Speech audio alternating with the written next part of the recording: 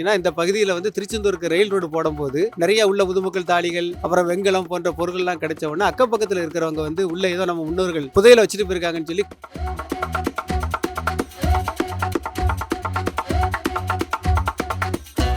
சொல்லப்போனால் உலகத்திலே மிகப்பெரிய இடுகாடு அப்படின்னு இதை சொல்றாங்க. ஆசியாவிலே மிகப்பெரிய இடுகாடு அப்படின்னு சொல்லி நம்ம பேசிக்கிட்டு இருக்கோம். அந்த காலகட்டத்தில் பார்த்தீங்கன்னா சிந்து சமவெளி நாகரிகத்தை வந்து ஆய்வு பண்ணுறாங்க. அப்போ ஆய்வு பண்ணும்போது அங்கே ஆய்வு பண்ண வங்கதேசத்து அறிஞர் பானர்ஜி என்ன சொல்கிறார் அப்படின்னு சொன்னால், இந்த இடத்துல உள்ள இந்த நாகரிகம், இந்த உறவு பொருநெவெளி நாகரிகத்துக்கும் இதுக்கு சம்மந்தம் இருக்குது. இது ஒரு சங்கிலி தொடர் போல.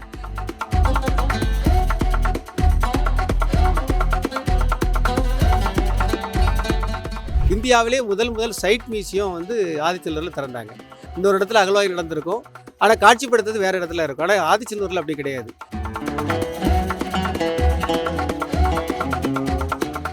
5½ ஏக்கர் இடம் ஊர் மக்களே இலவசமாக கொடுத்தாங்க. ஆனால் அந்த இடத்தை எல்லாமே வாங்கிய மத்திய தொழில் துறையினர் அதற்கு பிறகு அதை அப்படியே கிடப்பில் போட்டாங்க.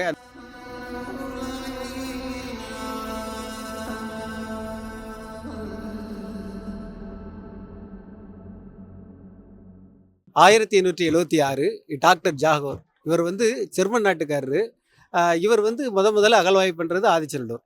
அந்த ஆதிச்சநல்லூரில் கிடைச்ச பொருள்களை எல்லாம் அவர் அப்படியே பெர்லின் நகருக்கு எடுத்துகிட்டு போயிருந்தாரு. அங்கே ஒரு 64 அருங்காட்சியம் இருக்குது. அதில் ஏதோ ஒரு அருங்காட்சியத்தில் இதை வச்சுட்டாங்க. அதுக்கப்புறம் பார்த்தீங்கன்னா தொடர்ந்து சின்ன அகழ்வாய்வுகள் நடக்குது. அங்கே கிடைச்ச பொருள்கள் எல்லாம் அங்கங்கே கிடைக்கிறவங்க அங்கங்கே கையில் கொண்டு போயிட்டாங்க. 1902 ஒரு அகழ்வாய்வு நடக்குது. 1902 அலெக்சாண்டரியா, இதான் இந்திய தொழில்துறை வந்து முதல்ல நமக்கு உருவான அந்த காலகட்டம். அது எப்படி உருவாச்சு அப்படின்னு பார்த்தீங்க அப்படின்னா, இந்த பகுதியில் வந்து திருச்செந்தூருக்கு ரயில் ரோடு போடும்போது நிறைய உள்ள முதுமக்கள் தாளிகள் அப்புறம் வெங்கலம் போன்ற பொருட்கள்லாம் கிடைச்ச உடனே அக்கப்பக்கத்தில் இருக்கிறவங்க வந்து உள்ள ஏதோ நம்ம முன்னோர்கள் புதையல வச்சுட்டு போயிருக்காங்கன்னு சொல்லி கடப்பார கம்பியெல்லாம் தூக்கிட்டு வந்து குத்த ஆரம்பிச்சிட்டாங்க. அதனால் என்ன பண்ணாங்க அப்படின்னு சொன்னால், இனிமேல் இந்த மாதிரி பண்ணக்கூடாது அப்படின்னு சொல்லி இந்திய தொழில்துறை வந்து ஒரு சட்டத்தை போட்டு அதில் ஒரு 114 ஏக்கரை வந்து அப்படியே புல்வெளி போட்டு இதுக்குள்ளே யாரும் வரக்கூடாது அப்படின்னு சொல்லி ஒரு கண்டிஷனை போட்டாங்க. அதனால் நம்ம அது சொல்லப்போனால் உலகத்திலே மிகப்பெரிய இடுகாடு அப்படின்னு இதை சொல்கிறாங்க. ஆசியாவிலே மிகப்பெரிய இடுகாடு அப்படின்னு சொல்லி நம்ம பேசிக்கிட்டு இருக்கோம். மிகப்பெரிய இடுகாடு உருவாவதற்கு இது ஒரு காலகட்டமாக இருந்துச்சு, ஒரு காரணமாக இருந்தது. அப்போ அலெக்சாண்டரியா என்ன பண்ணாருன்னா, நிறைய முதுமக்கள் தாழிகள் இங்கே எடுத்தாங்க. அதோடு மட்டும் இல்லாமல் உள்ள வந்து வெண்கலம் பொருள் எடுத்தாங்க, தங்க நெற்றுப்பட்டியை எடுத்தாங்க. இந்த பொருள்களை எல்லாம் இப்போ இருக்கக்கூடிய சென்னையில் கன்னிமாரா லைப்ரரி அப்படிங்கக்கூடிய இடத்துல கொண்டு காட்சிக்கு வச்சுட்டாங்க. அதுபோக நிறைய பொருள் ஆய்வுக்கு பல இடத்துக்கு மண்டை ஓடுகள் ஆய்வுக்கு போயிருக்கு.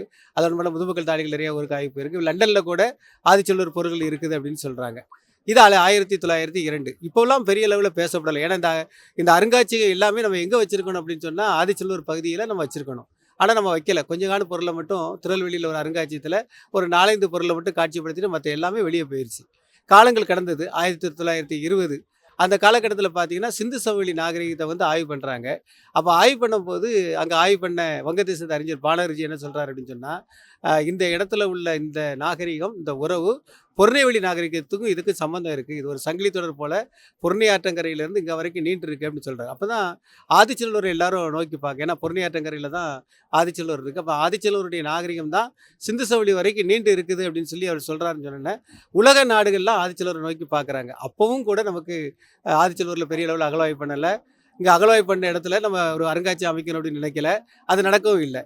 காலங்கள் கடக்குது. அதுக்கப்புறம் 2004 இந்த இந்திய தொழில்துறையினர் டாக்டர் சத்யமூர்த்தி தலைமையில் ஒரு அகழ்வாய்வு பண்ணுறாங்க. அப்போ நமக்கு நிறைய பொருள்கள் கிடைக்குது. கிட்டத்தட்ட ஒரு நூற்றுக்கணக்கான பொருள்கள் கிடைக்குது. இந்த பொருள்களை எல்லாம் அவர் இந்த முதுமக்கள் தாழி உள்பட பல்வேறு பொருள்களை எல்லாம் அவங்க சென்னை தலைமைச் செயலகத்தில் பக்கத்தில் இருக்கக்கூடிய போர்ட் அப்படிங்கக்கூடிய அந்த இடத்துல வந்து வச்சுட்டாங்க. அருங்காட்சியை காட்சிப்படுத்தலை, அப்படியே உள்ளே கொண்டு வச்சுட்டாங்க. வச்சதை அப்படியே விட்டுட்டாங்க. இப்போவும் நமக்கு வந்து இந்த அறிக்கை கிடைக்கல. அதுபோக இன்னொரு விஷயம் என்னென்னா, இங்கே வந்து எந்த அளவுக்கும் அருங்காட்சியம் வைக்க இல்லை. அப்போ எங்களுக்கு இது ஒரு மிகப்பெரிய ஒரு மனது கஷ்டமாக இருந்தது. 2017 இதற்காக நாங்கள் வழக்கு தொடர்ந்தோம். ஏன்னு கேட்டால் தொடர்ந்து எந்த ஒரு சம்பவம் நடந்தாலும் சரி, குறிப்பாக சொல்லப்போனால் தூத்துக்குடி மாவட்டம் திறக்கப்பட்டு 25வது வருட ஆண்டு விழா கொண்டாடப்பட்ட போது இந்த ஆதிச்சநல்லூரை வந்து நம்ம பெருசாக பேசினோம். ஆனால் ஆதிச்சநல்லூரில் வந்து பொருள்களை வந்து அங்கே காட்சிப்படுத்த முடியலை. அதுக்காக கட்டப்பட்ட கட்டடம்லாம் வேஸ்ட் ஆகிட்டு. இது எங்களுக்கு ரொம்ப மனசு கஷ்டமாக இருந்தது. அதோடு மட்டும் இல்லாமல் 2010 டாக்டர் கலைஞர் அவர்கள் இருக்கும்போது உலக செம்மொழி மாநாடு வந்து கோயம்புத்தூரில் நடந்துச்சு. அந்த கோயம்புத்தூரில் நடந்த அந்த செம்மொழி மாநாட்டை ஒட்டி பெரிய அளவில் ஆதிச்சநல்லூரை பற்றி பேசினாங்க. அதுக்கப்புறம் இங்கே காட்சிப்படுத்தப்படலை. இதெல்லாம் எங்களுக்கு தொடர்ந்து 150 வருடம் மனக்குறையாகவே இருந்தது. நான் 2017 ஆதிச்சநல்லூரில் மீண்டும் அகழ்வாய்வு பண்ண வேண்டும், இங்கே வந்து உலகத்தரம் வாய்ந்த அருங்காட்சியம் அமைக்கணும், 2004 நடந்த அகழ்வாய்வு அறிக்கை வேணும் அப்படின்னு சொல்லி ஒரு 13 வருடம் கழித்து ஒரு வழக்கு போட்டேன். அந்த வழக்கின் காரணமாக எங்களுக்கு 3 கோரிக்கையும் நிறைவேறப்பட்டது. இந்த 3 கோரிக்கை நிறைவேறினதில் எங்களுக்கு என்ன சந்தோஷமான விஷயம் அப்படின்னா, இந்தியாவிலே முதல் முதல் சைட் மியூசியம் வந்து ஆதிச்சநல்லூர்ல திறந்தாங்க. அது வந்து நிர்மலா சீதாராமன் நிதியமைச்சர் வந்து திறக்க வந்தாங்க. முன்னிலை வகித்தது வந்து கனிமொழி கருணாநிதி அவர்கள் அந்த பகுதியில் இருக்கிற பாராளுமன்ற உறுப்பினர் முன்னிலை வகித்தாங்க. சைட் மியூசியம் அப்படின்னு சொன்னா, இப்ப நீங்க கீழடிலாம் பார்க்குறது பார்த்தீங்கன்னா, இன்னொரு இடத்துல அகழ்வாய்வு நடந்திருக்கும். ஆனா காட்சிப்படுத்துறது வேற இடத்துல இருக்கும். ஆனா ஆதிச்சநல்லூர்ல அப்படி கிடையாது. அந்த எந்த இடத்துல அகழ்வாய்வு நடந்ததோ அதுக்கு மேல கண்ணாடி கிளாஸ் போட்டு, அதுக்கு மேல நின்னு மக்கள் பார்க்கலாம். எப்படி கன்னியாகுமரி கண்ணாடி பாலத்துக்கு நின்னு கடல பார்க்குறீங்களோ, அதே மாரி அகழ்வாய்வு நடந்த இடத்த கண்ணாடிக்கு மேல நின்னு பார்க்கலாம். அந்த அளவுக்கு காட்சிப்படுத்தினாங்க. ஆனால் அங்கேயும் எங்களுக்கு ஒரு துரதிர்ஷ்டம். ஏன்னா உலகத்தரம் வாய்ந்த அருங்காட்சியகம் அமைப்பதா சொன்னாங்க. அதற்கான 5½ ஏக்கர் இடம் ஊர் மக்களே இலவசமா குடுத்தாங்க. ஆனா அந்த இடத்தை எல்லாமே வாங்கிய மத்திய தொல்லியல் துறையினர், அதற்கு பிறகு அத அப்படியே கிடப்புல போட்டாங்க. அந்த இந்திய சைட் மியூசியமும் பெரிய அளவுல நமக்கு வந்து காட்சிப்படுத்தல. அத வந்து ஒழுங்குபடுத்தல. இன்னொரு இடத்துல காட்சிப்படுத்துறதுக்கான உருவாக்கப்பட்ட அகழ்வாய்வு பண்ணக்கூடிய இடத்துல ஒரு செட்டு போட்டிருந்தாங்க. அதுவும் மழையில வந்து நனைந்து அது வந்து வீணா போயிட்டு. என்றைக்கு விழுமா, நாளைக்கு விழுமா அப்படிங்கிற ஒரு மோசமான நிலைக்கு போயிட்டு. இந்த சமயத்தில் தான் எங்களுக்கு ஒரு பெரிய வாய்ப்பு கிடைச்சது. ஏன்னா 2010ல நான் சொன்ன மாரி டாக்டர் கலைஞர் அவர்கள் காலத்தில உலக செம்மொழி மாநாட்டில வந்து தங்கம் தென்னரசு ஐயா தான் இத காட்சிப்படுத்துறதுக்கு மிகவும் காரணமா இருந்தாங்க. அவங்க வந்து தொல்லியல் துறை அமைச்சரா ஆனாங்க.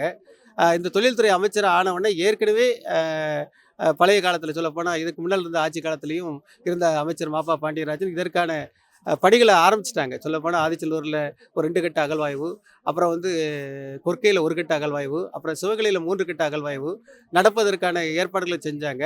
அதற்கு பிறகு வந்த தங்கம் தென்னரசு ஐயா மிக பிரம்மாண்டமாக இன்றைக்கு பொருணை அருங்காட்சியகம் படிக்கக்கூடிய ஒரு அருங்காட்சியத்த உருவாக்கியிருக்காங்க. உண்மையிலே இது வந்து கீழடியை விட ஒரு 4 மடங்கு பெருசு. அதுவோடு மட்டும் இல்லாம இங்க என்ன காட்சிப்படுத்தப்பட்ட பொருள்லாம் பார்த்தீங்கன்னா, மிக பிரம்மாண்டமாக உலக தரத்தில காட்சிப்படுத்தியிருக்கிறாங்க. அதோட மட்டும் இல்லாம இங்க வந்து ஒரு 5D, 7D அப்படிங்கக்கூடிய 2 திரைப்பட காட்சிகள் இருக்கு. அதில பார்த்தீங்கன்னா, நம்ம ஐவகை நிலங்களையும் போய் நாம் நேரிலேயே பார்த்த மாதிரியே ஒரு ஃபீலிங் ஏற்படுற மாரி அந்த காட்சிகள அமைச்சிருக்கிறாங்க. அதோட நாங்க ஏற்கனவே எதிர்பார்த்த மாதிரி நம்ம கன்னிமாரா லைப்ரரியில இருக்கக்கூடிய ஆதிச்சநல்லூர் பொருட்கள், பாதி பொருள்கள அங்க பொருணை அருங்காட்சியகத்துக்கு கொண்டு வந்துட்டாங்க. இன்னைக்கு வந்து கிட்டத்தட்ட 180 வருடம். இன்னைக்கு 2026 நாங்க சொல்ற 1876 180 வருடம் கழித்து தான் எங்க ஆதிச்சநல்லூருடைய கனவு நினைவாயிருக்கு. அது உண்மையிலேயே எங்களுக்கு வந்து மிக சந்தோஷமாக இருக்கு.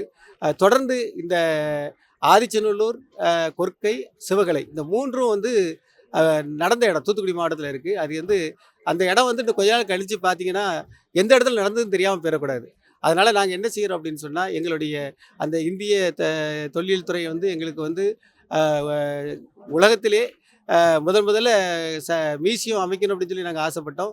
அவங்களும் அதே மாதிரி இந்தியாவிலே முதல் சைட் மியூசியத்த அமைச்சாங்க. அந்த சைட் மியூசியத்த வந்து அவங்க பராமரிக்கணும்.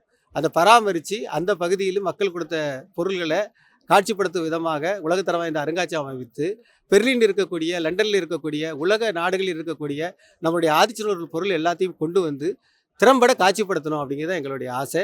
அதோடு மட்டும் இல்லாமல் நெல்லை மாவட்ட, தூத்துக்குடி மாவட்ட கலெக்டர்கள் வந்து இப்ப இருக்கக்கூடிய இந்த பொருணை அருங்காட்சியகத்தோட இணைத்து ஒரு பஸ் போக்குவரத்த வந்து ஆதிச்சநல்லூர், கொற்கை, சிவகலைக்கு ஒரு தொல்லியல் பேருந்தா அறிவிச்சாங்கன்னா, உண்மையிலே வருகிற மக்கள் வந்து 2 பக்கம் பார்வையிடவும் எங்களுக்கு ரொம்ப உரிமையாக இருக்கும்னு நினைக்கிறோம். இப்ப வந்து தூத்துக்குடி மாவட்டத்தில தான் நமக்கு வந்து ஆதிச்சநல்லூர், சிவகலை, கொற்கை இந்த 3 இருக்கு.